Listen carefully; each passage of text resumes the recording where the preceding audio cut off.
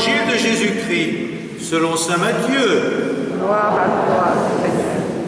En ce temps-là, voyant les foules, Jésus gravit la montagne. Il s'assit, et ses disciples s'approchèrent de lui. Alors, ouvrant la bouche, il les enseignait.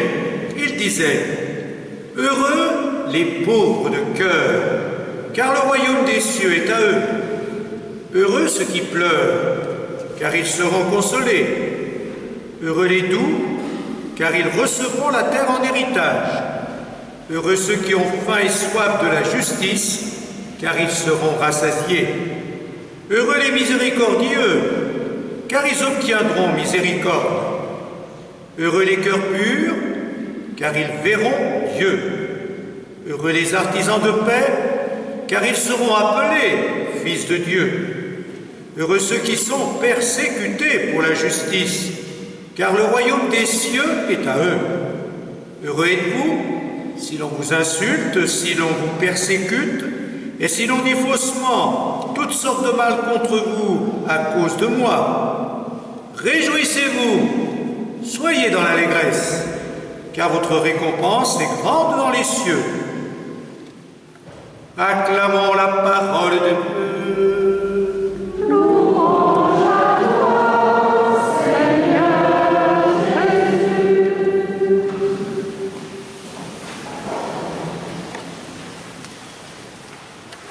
La sainteté, c'est une double fidélité. Fidélité à l'Évangile, bien sûr, notamment aux béatitudes que nous venons d'entendre, mais aussi, et on l'oublie bien souvent, c'est une fidélité au monde dans lequel on vit. Eh bien, je vais vous donner 4 exemples parmi les plus grands saints qui ont vécu cette double fidélité en étant pleinement de leur temps et en étant fidèles à l'Évangile, en transposant dans la vie spirituelle les grandes aspirations de leur époque. Et le premier d'entre eux, que je vous en présenterai 4, Saint François d'Assise, Saint François de Sales, Sainte Thérèse d'Avila et Sainte Thérèse de l'Enfant Jésus. Saint François d'Assise, au XIIe siècle, en Italie, appartenait à la bourgeoisie commerçante, qui, elle, aspirait à la liberté, à la fraternité, à la vie associative. Et François d'Assise rêvait d'être un chevalier qui allait un peu abattre la féodalité, le pouvoir des seigneurs, et même le pouvoir des abbés ou des évêques qui se comportaient un peu comme des seigneurs. Donc il voulait plus de liberté et de fraternité. Et lorsqu'il rencontre le Christ dans l'église de Saint-Damien, ce Christ qui lui dit « Allez François, remets ma maison délabrée en état », il se sent la vocation de réformer l'église et de le réformer dans le sens de la liberté, de la fraternité, et quand il fondera sa congrégation des Capucins et des Franciscains, eh bien voilà, chez eux, tout le monde est frère, il n'y a pas de supérieur, de mineur, tous sont égaux, et ils s'appellent tous frères. Voilà, donc même pas père. La grande fraternité dans l'Église, voilà, c'est ce que François d'Assise voulait fonder, et puis bien sûr, la grande liberté, mais pas n'importe quelle liberté, pas seulement la liberté sociale, la liberté du cœur, la liberté de la pauvreté, c'est-à-dire du détachement total. Et ça rejoint la première béatitude, heureux les cœurs de pauvres, ceux qui ne s'attachent pas aux biens de ce monde, aux richesses, et qui ont justement un cœur libre, totalement libre pour aimer. Parce que quand on est attaché à ces richesses, on a le cœur un peu moins libre pour aimer les autres tels qu'ils sont, et pour se donner à fond aux autres. Ben voilà, Saint François d'Assise, ce que son temps aspirait, eh bien, il l'a transposé dans l'Église, dans sa fondation, dans sa congrégation, et en même temps, bien sûr, il a pleinement vécu les béatitudes et tout l'évangile qui nous invite à la liberté totale en suivant le Christ et en même temps à la grande fraternité de l'amour. Tu aimeras Dieu, tu aimeras ton prochain comme toi-même. Au XVIe siècle, c'est de l'humanisme. Saint François de Sales, notre saint savoyard, a transposé l'humanisme de son époque, de la Renaissance notamment, dans la vie spirituelle, en proposant un chemin de sainteté mesuré, équilibré, sans excès. Voilà, Saint François de Sales voulait que, disons, la spiritualité nous humanise. n'était pas pour les grands excès de pénitence, les grands excès de vie ascétique. Lui, il a prêché ce qu'il appelait la douce, qu'on a appelé, parce que ça résume toute sa spiritualité, la douce charité. Voilà, la charité qui ne cherche pas à en faire trop, la charité qui s'adapte à tout le monde peut aimer Dieu, aimer les autres à sa manière, selon sa vocation, sans chercher à se comparer aux autres, sans chercher à faire plus que ce qu'il peut faire. Voilà, l'équilibre, la mesure, pas d'excès. Et justement, pour nous inviter à ne pas nous comparer aux autres, il a cette fameuse phrase « pousse là où Dieu t'a planté » ou « fleuris là où Dieu t'a planté ». Voilà, c'est ça la sainteté. Dans notre vie telle qu'elle est, familiale, professionnelle, sociale, il faut pousser avec beaucoup d'amour dans le cœur, sans se comparer aux autres et sans vouloir en faire plus que ce qu'on peut faire. Et donc, la sainteté, c'est ça. Voilà, vivre l'amour de Dieu et des autres en étant pleinement nous-mêmes, sans excès, là où nous sommes appelés à vivre. Et je voudrais vous citer justement une de ces phrases qui nous invite à cette charité, à cette sainteté équilibrée. Cette sainteté dont la source est ce qu'il appelle la dévotion, c'est-à-dire l'élan du cœur. Voilà, la sainteté pour François de Sales.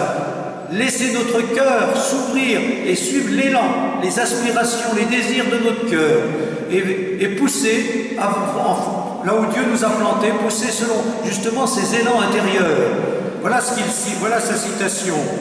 En créant les plantes, Dieu leur commanda de porter du fruit, chacune selon son genre. Ainsi commanda-t-il aux chrétiens, qui sont les plantes vivantes de son Église, de produire des fruits de dévotion, de sainteté, chacun selon sa qualité et sa vocation. En effet, la dévotion, la sainteté, doit être différemment exercée par le patron, l'artisan, l'employé, le prince, la veuve, le célibataire, l'épouse. Non seulement cela, mais chacun doit en accommoder la pratique à ses forces. Voilà l'humanisme de François de Sales. Chacun doit en accommoder la pratique à ses forces, à ses affaires, à ses devoirs particuliers. Croyez-vous qu'il serait à propos que l'évêque veuille vivre dans la solitude comme le chartreux, que les gens mariés pratiquent la pauvreté des capucins, que l'ouvrier et l'artisan passent leur journée à l'église comme les religieux, et que les religieux soient sans cesse occupés d'affaires temporelles? Ne serait-ce pas une pratique de la religion ridicule, déréglée, insupportable? Voilà, poussons là où Dieu nous a plantés, soyons heureux de notre vocation, ne nous comparons pas aux autres, et vivons la douce charité sans excès. Ça, c'est la sainteté de saint François de Sales, qui correspond parfaitement à l'humanisme de son temps, qui voulait que les hommes s'épanouissent dans un équilibre de vie. Et puis au XVIe siècle, 50 ans à peu près avant saint François de Sales, mais en Espagne, sainte Thérèse d'Avila, elle, a transposé les idées de son temps, de la Renaissance, et les a transposées dans la vie monastique. Et notamment, la Renaissance en Espagne, et puis un peu partout, c'était l'époque des grandes remises en question, des réformes de toutes sortes qu'on voulait, mais aussi c'était l'époque de la découverte de la science, basée sur des faits, sur l'expérience. La vérité scientifique, c'est la vérité qu'on prouve par des faits et par l'expérience. Et du coup, sainte Thérèse d'Avila, eh bien, s'est sentie appelée à parler de Dieu non pas d'une manière intellectuelle, mais à partir de sa propre expérience de Dieu. Voilà, elle racontait, comme elle le disait, elle a voulu raconter, notamment dans son grand livre Le Château intérieur, elle voulait raconter ce qui lui était arrivé avec Dieu. Et qu'est-ce qui lui est arrivé avec Dieu? Non seulement dans ses oraisons, dans sa prière, elle a rencontré Dieu, mais elle l'a rencontré d'une telle manière que Dieu s'est un peu extériorisé en elle par des extases, des manifestations mystiques. Et donc elle a rencontré Dieu pas simplement avec son intelligence, ni même avec son cœur, mais avec son corps. Et elle a voulu témoigner de cette expérience totale de Dieu. Voilà, et bien ça nous interroge. Comment parlons-nous de Dieu? À partir de ce qu'on a appris, à partir de ce qu'on vit dans notre relation avec lui. Et c'est ça la sainteté. Voilà, ça c'est scientifique, c'est mon expérience de Dieu qui me permet de parler de Dieu, et pas simplement ce que j'ai appris. Voilà, ça, des faits, l'expérience. Eh bien ça, c'est Sainte Thérèse d'Avila. Et puis, évidemment, comme c'était l'époque de la Renaissance, de toutes sortes de réformes sociales ou culturelles, elle s'est mise à réformer la vie monastique, à réformer le Carmel notamment, et par-delà le Carmel, un peu toute l'Église, pour que justement l'Église vive vraiment, en vérité, la foi et l'Évangile. Alors, elle a fait donc ce lien elle-même entre la fidélité à l'Évangile, notamment à l'oraison, à la prière. Jésus va souvent prier dans l'Évangile, tôt le matin ou le soir, et fidélité à l'Évangile, mais aussi à son temps et à son époque. Et puis à une toute autre époque, au XIXe siècle, dans la deuxième partie du XIXe siècle, Sainte Thérèse de l'Enfant Jésus, que vous connaissez tous, Sainte Thérèse de Lisieux, elle a pris le contre-pied de son temps marqué par le jansénisme, le rigorisme. Voilà, elle en avait assez, elle, comme beaucoup, et c'était l'aspiration de son temps, à voir autre chose que ce jansénisme et ce rigorisme. Elle a aspiré, elle, à une vie chrétienne beaucoup plus simple, loin de la morale culpabilisante, des menaces de l'enfer, loin des pénitences masochistes ou de la conception d'un Dieu gendarme, prêt à nous punir pour l'éternité. Ben voilà, elle a découvert le Dieu d'amour, et surtout elle a vécu la spiritualité de l'enfance, c'est-à-dire la totale simplicité entre les mains de Dieu, l'abandon entre les mains de Dieu, d'un Dieu qui nous aime, d'un Dieu qui est Père. Et donc, c'est cette spiritualité-là qui a eu beaucoup de succès, parce qu'on en avait assez de la spiritualité rigoriste et janséniste.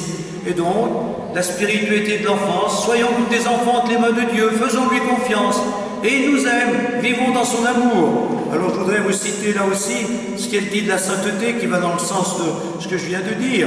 La sainteté, dit-elle, n'est pas dans telle ou telle pratique, elle consiste en une disposition du cœur qui nous rend humbles et petits entre les bras de Dieu, conscients de notre faiblesse et confiants jusqu'à l'audace en sa bonté de Père. Jésus ne demande pas de grandes actions, mais seulement l'abandon et la reconnaissance. C'est l'abandon seul qui me guide, je n'ai pas d'autre boussole. Voilà. L'abandon entre les mains d'un Dieu qui est amour, et qui, comme elle le dira plusieurs fois, ma vocation, c'est l'amour. Quand elle cherche sa vocation, elle se dit, j'aurais voulu être prêtre, j'aurais voulu être missionnaire, j'aurais voulu être un héros dans l'Église ou dans la société. J'ai cherché dans l'Évangile quelle était ma vocation. Et quand je suis tombé sur le passage de Saint Paul, l'hymne à l'amour, eh bien, j'ai compris que ma vocation, c'était l'amour. Ben voilà. Tout différent du jansénisme, de la pénitence ou du Dieu gendarme. Eh bien, elle a transposé les grandes aspirations spirituelles de son temps dans la vie spirituelle, et on en profite encore maintenant, puisque bien sûr, le XXe siècle et encore actuellement, on insiste beaucoup plus sur l'amour de Dieu, l'amour des autres. C'est ça être chrétien, et c'est ça la sainteté. Plus il y a d'amour dans nos vies, plus il y a de sainteté.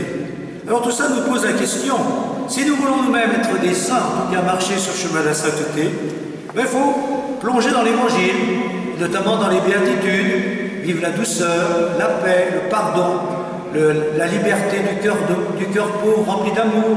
Mais en même temps, il faut être fidèle à notre temps. Alors, quelles sont les grandes aspirations de notre temps qu'il faudrait spiritualiser, christianiser? Il y en a beaucoup. Et ce regard sur notre temps doit nous interroger et nous intéresser. Il y a toutes les aspirations à plus de solidarité, notamment avec les plus pauvres, avec les exclus, les marginaux. Ça, on en entend beaucoup parler, les migrants. Voilà, ouvrons notre cœur à toutes ces misères humaines d'aujourd'hui. Et puis il y a toutes les aspirations à la fraternité, à la vie associative, à la vie fraternelle dans un monde où il y a trop d'individualisme, trop de chacun pour soi. Puis il y a toutes les aspirations à l'harmonie avec la nature, avec l'environnement, le respect de la nature, et les appels à une vie plus sobre, moins consommatrice. Il y a plein d'aspirations spirituelles. Dieu travaille notre temps. Et donc il faut être vraiment de notre temps pour être des saints. Et puis, il y a toutes ces aspirations à l'épanouissement personnel, qui ne doit pas être simplement un recentrage sur soi, mais aussi un épanouissement spirituel qui nous ouvre à plus grand que nous-mêmes. Il y a plein de bonnes aspirations dans notre temps. Alors, il faut regarder ce qui se passe en bien aujourd'hui pour dire, ben voilà, Dieu est là, il est dans l'Évangile, il est dans notre temps, et je dois m'ouvrir à ce Dieu qui est bien vivant aujourd'hui, mais qui est aussi, bien sûr, le Dieu de toujours, et notamment le Dieu de l'Évangile. Alors, essayons de vivre nous-mêmes cette double fidélité. Et puis, il y a encore une chose que j'aimerais dire, bien sûr, c'est que tous les grands saints dont j'ai parlé, notamment les 4 là dont j'ai parlé, mais tous les autres, ont été aussi, avec justement cette double fidélité, ils ont été des réformateurs de l'Église. Eh bien, en ce moment, la sainteté, c'est bien peut-être que nous, pour être saints aujourd'hui, il faudrait aussi bien que nous nous mettions tous à réformer notre Église. Après toutes ces histoires d'abus, après aussi toutes ces remises en cause du pouvoir dans l'Église, la marche synodale que le pape François nous propose, eh c'est pour que l'autorité soit vécue autrement dans l'Église. Alors voilà, au sommet, il faudrait une autorité plus synodale, plus participative de tous, et puis à la base, dès que les chrétiens vivent vraiment l'Évangile, ils ne se laissent pas aller à ces excès dont on a tant parlé. Soyons des chrétiens sérieux, alors on n'est pas parfait, mais il faut prendre l'Évangile au sérieux, prendre notre monde au sérieux, essayer de vivre cette double fidélité pour qu'aujourd'hui l'Église soit vraiment le signe de la sainteté de Dieu, et non pas cette Église si critiquée, malheureusement, à raison, avec de bonnes raisons. Alors aujourd'hui donc, comme tous les grands saints, demandons au Seigneur que tous les chrétiens soient fidèles à l'Évangile et à leur temps, pour que Dieu soit reconnu, aimé, et pour que Dieu sanctifie notre monde